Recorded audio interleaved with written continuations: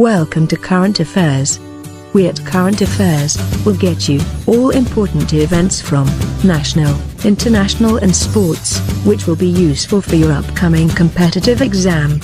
We will update daily, so to keep updated, subscribe to our channel.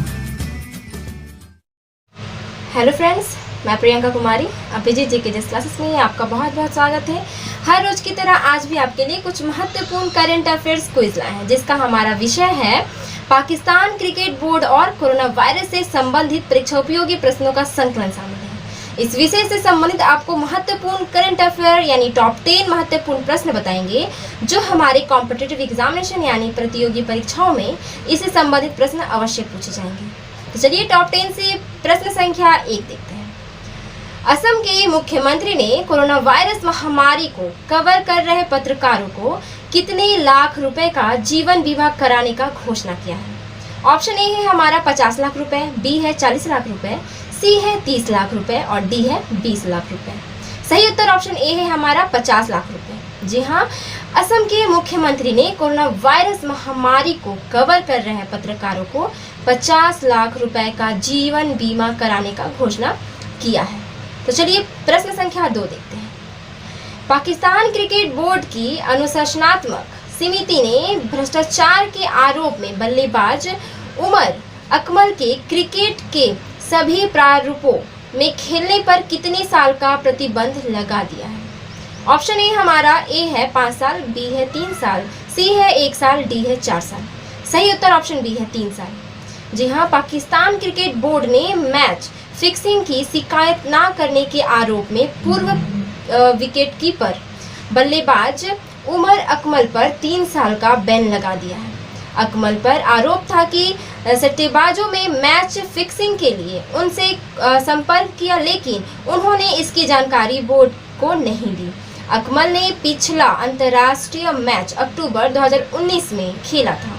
वे अब तक पाकिस्तान के लिए 16 टेस्ट, 121 वनडे और 84 T20 खेल चुके हैं। तो चलिए प्रश्न संख्या 3 की ओर चलते हैं।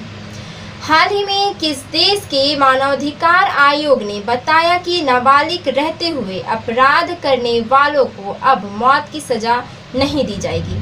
ऑप्शन ए है हमारा इराक, बी है ईरान, सी है सऊदी अरब, डी है रूस। सही उत्तर ऑप्शन सी है सऊदी अरब। जी हाँ, सऊदी अरब के मानवाधिकार आयोग ने सऊदी किंग सलमान के हवाले से बताया है कि नाबालिग रहते हुए अपराध करने वालों को अब मौत की सजा नहीं दी जाएगी। आदेश के मुताबिक इसकी बजाय उन्हें जुवेनाइल डिटेंशन सेंटर में अधिकतम 10 साल की सजा होगी। तो चलिए प्रश्न संख्या 4 की ओर चलते हैं। हाल ही में किस राज्य सरकार ने घोषणा किया कि कोविड-19 से मौत होने पर पत्रकार के परिवारों को 15 लाख रुपए की आर्थिक सहायता राशि देगी? जिसका हमारा ऑप्शन ए है बिहार, बी है झारखंड, सी है उड़ीसा, डी है पंजाब। सही उत्तर हमारा ऑप्शन सी है उड़ीसा। उड़ीसा के मुख्यमंत्री नवीन पटनायक ने हाल ही में कहा कि कोरोना वायरस महामारी के बीच काम कर रहे किसी भी पत्रकार की इससे संक्रमित होकर जान जाती है तो राज्य सरकार उसके परिवार को 15 लाख रुपए की आर्थिक सहायता देगी। चलिए प्रश्न संख्या 5 की ओर चलते हैं। सबसे ज्यादा सैन्य खर्च करने वाले देशों की सूची में भारत कितने स्थान पर पहुंच गया है? जिसका ऑप्शन ए है हमारा पहला, बी है तीसरा, सी है चौथा, डी है छठा। सही उत्तर ऑप्शन बी है तीसरा। वैश्विक सैन्य खर्च मामलों में 2019 के भीतर भारत चीन के बीच बड़ी प्रतिस्पर्धा हुई है। अमेरिका, चीन और भारत दुनिया के शीर्ष 5 सबसे ज्यादा सैन्य खर्च करने वाले देश में शामिल है। वैश्विक सैन्य खर्च के मामले में भारत दुनिया का तीसरा देश बन गया है, जबकि चीन दूसरा और अमेरिका ने नंबर 1 का स्थान बरकरार रखा है। ऐसा पहली बार हुआ है जब सबसे ज्यादा सैन्य खर्च करने वाले 3 देशों में 2 देश एशिया के ही हैं। तो चलिए प्रश्न संख्या 6 की ओर चलते हैं। कोविड-19 के कारण किस देश में 27 जुलाई से 14 अगस्त तक होने वाले प्रमुख बहुपक्षीय हवाई युद्धाभ्यास पीच ब्लैक 2020 को रद्द कर दिया गया है?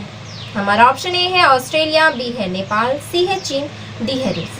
सही उत्तर ऑप्शन ए है ऑस्ट्रेलिया। जी हाँ, ऑस्ट्रेलिया हमारा सही उत्तर है। यह अभ्यास विश्व भर की सेनाओं को एक साथ सहभागिता करने का एक अवसर प्रदान करता है।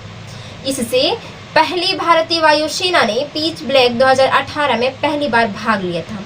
अभ्यास Pitch Black Royal Australian Air Force द्वारा आयोजित एक द्विवर्षीय युद्ध अभ्यास है। इसकी शुरुआत वर्ष 1981 में हुई थी। हाल के वर्षों में भारत का ऑस्ट्रेलिया के साथ रक्षा एवं रणनीतिक जुड़ाव विशेष रूप से नौसैनिक सहयोग अधिक मजबूत हुआ है। तो चलिए प्रश्न संख्या 7 की ओर चलते हैं। अमेरिका के राष्ट्रपति डोनाल्ड ट्रंप ने हाल ही में किसको आर्थिक सहयोग और विकास संगठन में अमेरिका का अगला दूत नियुक्त किया है? ऑप्शन ए है हमारा राहुल सचदेवा, बी है अमृता सिंह, सी है राहुल त्यागी, डी है मनीषा सिंह। सही उत्तर ऑप्शन डी है मनीषा सिंह।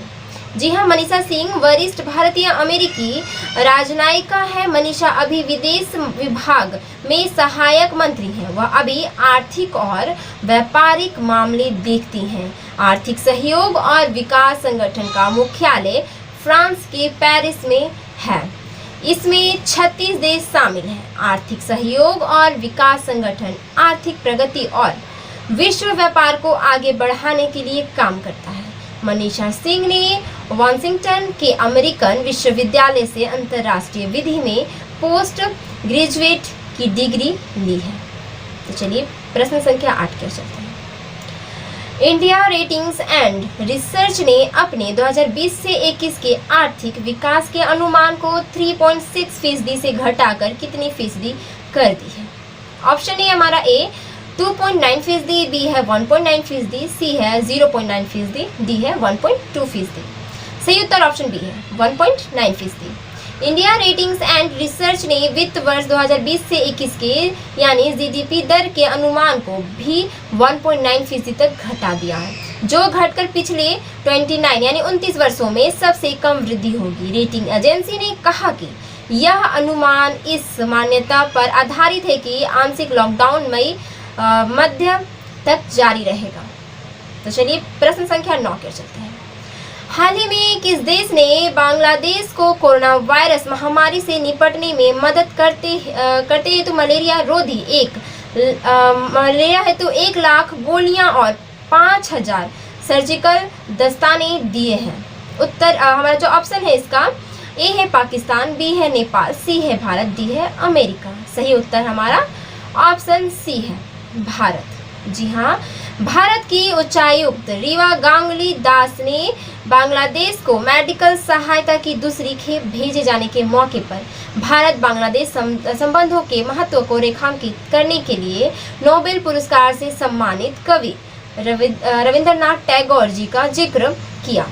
रीवा गांगुली दास ने मलेरिया रोधी 1 लाख गोलियां और 50,000 सर्जिकल दस्ताने सहित चिकित्सा सामग्री बांग्लादेश के स्वास्थ्य मंत्री जाहिद मलिक को सौंपे हैं। तो चलिए टॉप 10 का प्रश्न संख्या 10 देखते हैं। भारतीय रिजर्व बैंक यानी आरबीआई ने म्यूचुअल फंड के लिए कितने करोड़ रुपए की विशेष नकदी सुविधा की घोषणा की है?